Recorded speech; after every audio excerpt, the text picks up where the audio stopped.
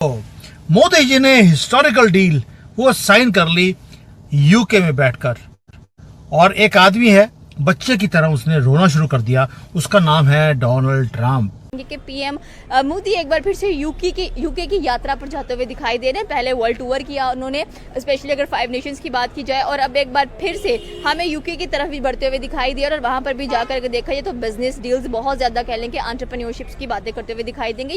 कि इस international master stroke में ये जो इंटरनेशनल पॉलिटिक्स पे एक नया एजेंडा सामने आ रहा है, ये ऊंट किस करवट बैठेगा? क्या इंडिया और ब्रिटेन के दरमियान, या इंडिया और नेटो के दरमियान, या इंडिया और रिक के दरमियान रिलेशन जो वो दोबारा बिल्ड होंगे? इवन जो ब्रिटिश मीडिया थे दे वर शॉक्ड। जो गार्डियन उनका है उन्होंने लिख दिया कि नोबडी थॉट ये साइन होगा, लेकिन ये इवेंचुअली हो गया है। कि मुझे लगता है कि यूके गोरे हुकूमत करके चलेगी इंडिया पे। अब इंडिया जा रहा है गोरों पे हुकूमत करने। इंडिया ने खुद कुछ नहीं लिया, अपना दिया है उनको, बेची है अपनी। जाहिर सी बात है ना, मेड इन इंडिया रिक्वायर्ड है, बिकॉज़ वो कहते हैं कि भाई हम इंपोर्ट कम करें, एक्सपोर्ट ज्यादा। और ये जो आपको मालूम है, ऋषि सुनक कितनी देर वो वेट करते रहे कि एफटीए साइन हो जाए भारत के साथ, लेकिन मोदी जी ने नहीं होने दिया। और उसके बाद मोदी जी आए यूके में, बैठे, साइन किया, काम खत्म। अब आते हैं मोदी जी का वो मास्टर स्ट्रोक, वो स्पीच जिसने शेकअप कर दिया डोनाल्ड ट्रंप की टांगों को। तभी उसकी टांगे भी सूज रही हैं। स्टैंडिंग इन लंदन, जो प्रधानमंत्री मोदी ने कहा वहां पर, उन्होंने बोला कि एग्रीमेंट ये सिर्फ ट्रेड की बात नहीं है, ये रोड मैप है शेयर्ड प्रॉस्पेरिटी की।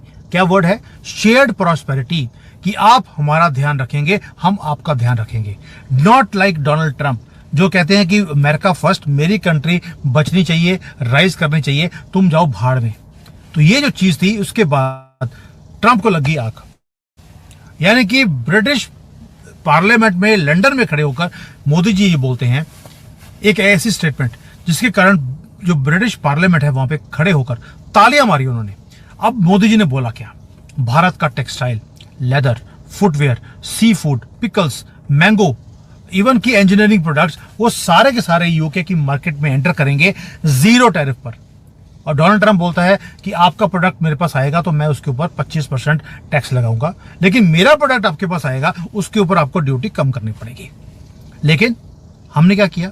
हमने बोला हमारा जो स्मॉल स्केल के जो प्रोडक्ट्स हैं ये जाएंगे पहले यूके में, और यूके से आएंगी विस्की आएगी। वही आपको मालूम है ब्रिटिश स्कॉच दुनिया भर में वो फेमस है। साथ में जो ऑटोमोबाइल्स है उनकी, जैसे जैगुआर वगैरह टाटा बनाती है, लेकिन वो भी भारत में आएगी, लेकिन थोड़ी सी लिमिटेशंस लगाई जाएंगी उसके ऊपर। ये नहीं कि फ्रीली आएगा। हम यूके को डोमिनेंस दिखाने की हमने मौका ही नहीं दिया, ना ही उन्हें मौका दिया कि ईस्ट इंडिया कंपनी की तरह हमारे पास आए और हमारे कंट्री को एक्सप्लॉइट करें। हाँ, जिस चीजों की हमें जरूरत है, जैसे यूके के जो मेडिकल डिवाइसेस हैं, उनका एरोस्पेस टेक्नोलॉजी है, आपको मालूम है जो इंजन बनाते हैं वो भारत में आएंगे ऑन फेयर टर्म्स। और भारत ने यह भी बोल दिया कि जो ब्रिटिश यूनिवर्सिटीज हैं जो दुनिया भर में फेमस हैं, उसके कैंपसेस भारत में खुलने चाहिए, ताकि हाई स्किल जॉब्स भारत में क्रिएट हो, और जो कटिंग एज टेक्नोलॉजी है वो भी ट्रांसफर भारत में हो सके। दोस्तों, यही कुछ नहीं है, साथ में एक नया रोड मैप भी बना दिया है जिसका विजन दिया है विजन 2035, वो भी लॉन्च कर दिया। उसके अंदर डिफेंस है, साइबर सिक्योरिटी है, क्लाइमेट है, हेल्थ है, एजुकेशन है, टेक्नोलॉजी है, इन सब के ऊपर भी काम किया जाएगा बाय यूके एंड इंडिया। ये कह लें कि यूरोप को तोड़ने जा रहा है इंडिया।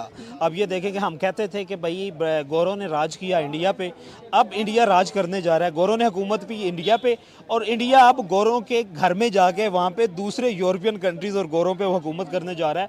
अर्जेंटीना के साथ उनका कॉन्ट्रैक्ट हुआ है अटैक गन्स का, और 80 गन्स जो हैं वो पहले 20 का ऑर्डर उन्होंने लिया था, उन्होंने टेस्ट किया, वो आउटस्टैंडिंग उनकी परफॉर्मेंस रही। अब उन्होंने 80 का ऑर्डर जो है वो दे दिया है।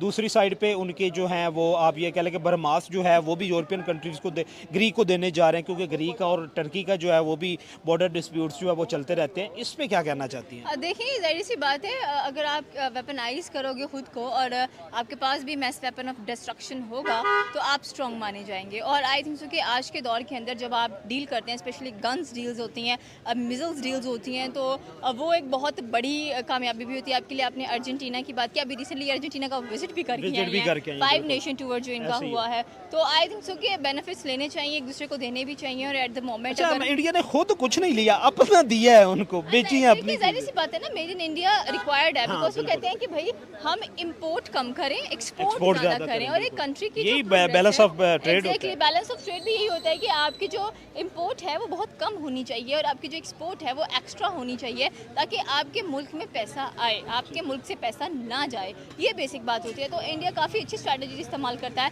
अब जो टेस्ला बनी है वो पैसा कहाँ आया है? वो इंडिया में ही आया, वो इंडिया यूटिलाइज करेगा, वो इंडिया उसका सारा कुछ करेगा। So the main point is that कि आपने बात की कि यूरोपियन यूनियंस को तोड़ने की, तो मे बी इंडिया इतनी पॉसिबिलिटी, क्योंकि आर्टिकल 5 जो है नेटो का, वो ये कहता है कि अगर किसी एक कंट्री पे अटैक किया जाता है तो सारे कंट्रीज पे अटैक जो वो समझा जाएगा, लेकिन उसमें 2 कंट्रीज का नाम नहीं है।